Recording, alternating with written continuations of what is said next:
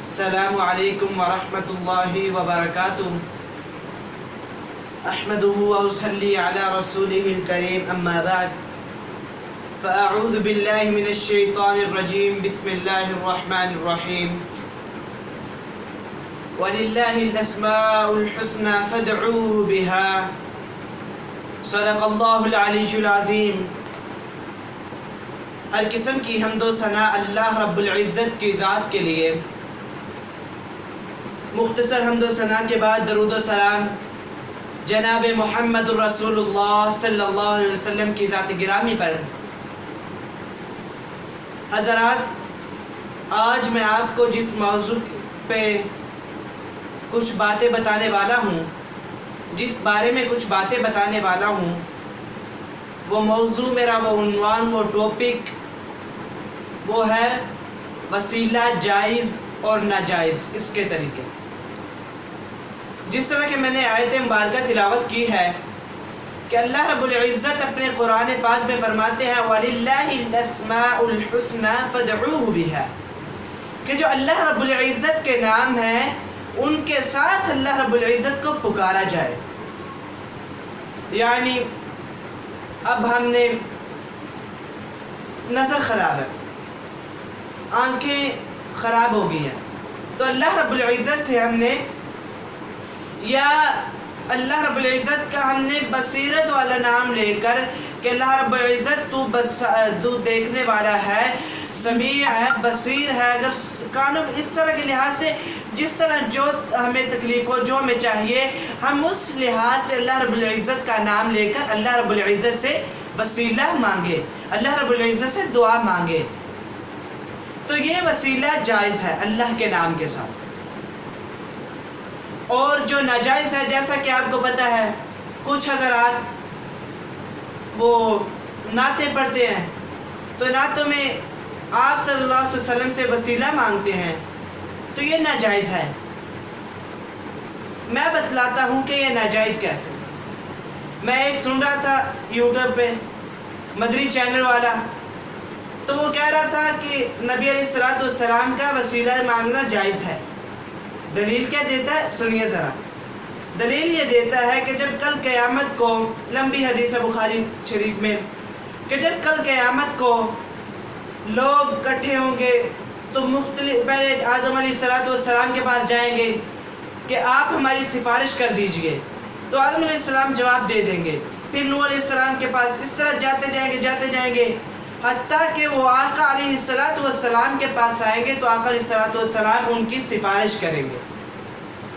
تو میں اس بھائی کو یہ بتانا چاہتا ہوں کہ بھائی جان، وہ وسیلہ مانگا جا رہا ہے، ٹھیک ہے، لیکن وہ آقا علیہ السلام جب زندہ ہوں گے، زندہ سے وسیلہ مانگا جا سکتا۔ جس طرح اب ہم دیکھیں اپنے آپ میں کہ ہمارے میں وہ تقوی نہیں ہے، وہ خوبی نہیں ہے، وہ نیکی ہم نہیں کرتے، دوسرا بھائی وہ کرتا ہے نیکی، ہم اس سے دعا کروا سکتے ہیں، بھائی جان میرے لیے دعا کر دیجئے، یعنی میرے پاس اولاد نہیں، اللہ مجھے اولاد عطا کر دے، مجھے شفا دے دے اللہ، آپ دعا کر دیجئے، اس طرح کا وسیلہ جائز ہے۔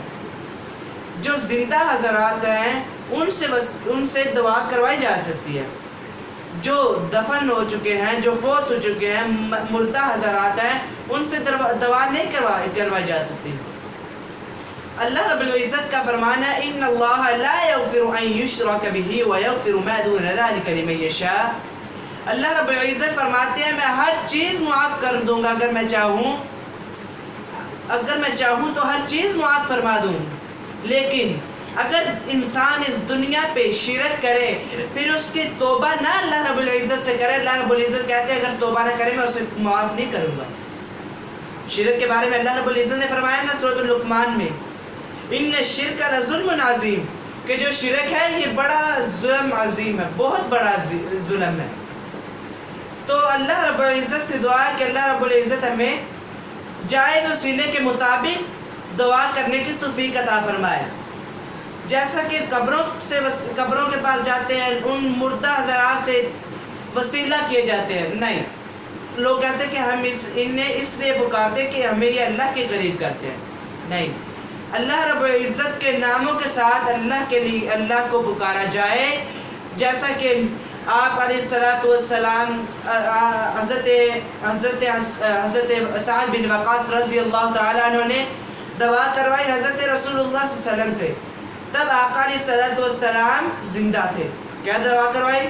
کہ آقا علیہ السلام سے دعا کروائی کہ اللہ رب العزت میری ہر دعا قبول کرے. تو جیسے کہ سعد بن وقاص رضی اللہ تعالیٰ عنہ کے بارے میں آتا ہے نا کہ حضرت سعد بن وقاص رضی اللہ تعالیٰ عنہ گورنر تھے. تو ان کے بارے میں کچھ لوگوں نے شکایات کی کہ ان کے اندر یہ خامیاں ہیں. حضرت عمر فاروق رضی اللہ تعالیٰ عنہ کو شکایت کی. حضرت عمر فاروق رضی اللہ تعالیٰ عنہ کے پاس گئے لوگ. تو حضرت عمر فاروق نے اس طرح نہیں کیا کہ نہیں اسے بس اب اسے برا بلا کہا. نہیں، حضرت عمر رضی اللہ تعالیٰ نے بلایا تو حضرت سعد بن وقاص رضی اللہ تعالیٰ عنہ سے پوچھا. تو پھر کچھ لوگ بھیجے کہ جاؤ کوفہ کی جتنی بھی مسجدیں ہیں اس کے اندر، جتنی بھی مسجدیں کوفہ کے اندر، سب مسجدوں میں نماز پڑھو. نماز کے بعد اعلان کرو کہ کیا سعد بن وقاص کے اوپر اعتراض ہے کسی کو. تو کافی مسجدوں میں جب اعلان کیا سب نے کہا نہیں، ہمیں سعد بن وقاص پر نہیں اعتراض. میں بات یہ بتانا چاہتا ہوں کہ آپ علیہ السلام سے دعا کروائی. آپ علیہ السلام زندہ تھے، زندہ سے دعا کروائی جا سکتی ہے. تو آقا علیہ السلام کے جو صحابی تھے ان کے بارے میں پوچھا گیا کہ ان کے بارے میں کسی کو اعتراض تو نہیں. سب نے کہا نہیں، ہمیں کوئی اعتراض نہیں. پر ایک مسجد میں گئے، ایک آدمی نے کہا کہ مجھے اعتراض ہے، سعد بن وقاص رضی اللہ تعالیٰ عنہ کے بارے میں اعتراض ہے مجھے کہ ان میں یہ 3 خامیاں ہیں. تو فرمایا حضرت سعد بن وقاص رضی اللہ تعالیٰ عنہ اللہ کے صحابی رسول ہیں، ان پر الزام لگایا جا رہا ہے. سعد بن وقاص رضی اللہ تعالیٰ نے ہاتھ اٹھائے تو آقا علیہ السلام نے جیسا کہ فرمایا تھا اللہ سعد کی جو دعا وہ رد نہ کر رہی. تو حضرت سعد بن وقاص رضی اللہ تعالیٰ عنہ نے دعا کی کہ اللہ تیری عمر دراز کرے، لمبی کرے. یہ بد دعا ہے، بد دعا کہ اللہ کی بندگی میں اگر نیک عمر لمبی ہو تو پھر تو کیا ہی مزہ ہے.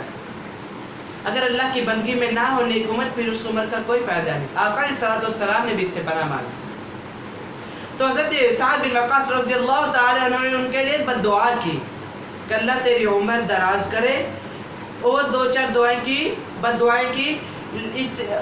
وہ حضرت سعد بن وقاص نے جب دعا کی تو اس آدمی کی اللہ نے اتنی عمر دراز کی، اتنی عمر دراز کی کہ وہ چوک میں بیٹھتا، راستہ میں بیٹھتا، مانگتا تو لوگوں کو کہتا مجھے سعد بن وقاص کی بد دعا لگی ہے، میرے ساتھ تعاون کرو.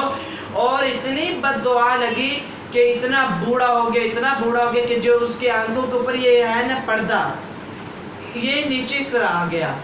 تو وہ آدمی پھر بھی اسے بد دعا لگنے کے باوجود پھر بھی عورتوں کو دیکھتا تھا. تو اس طرح اپنے جو پردہ تھا آنکھ کا وہ اس طرح اٹھا کے دیکھتا تھا. تو یعنی حضرت سعد بن وقاص رضی اللہ تعالیٰ نے زندہ سے دعا کروائی، مردہ سے نہیں. تو آج میں آپ کو یہ بتانا چاہتا ہوں کہ زندہ سے دعا کروائی جا سکتی ہے، مردہ سے دعا کروائی نہیں جا سکتی.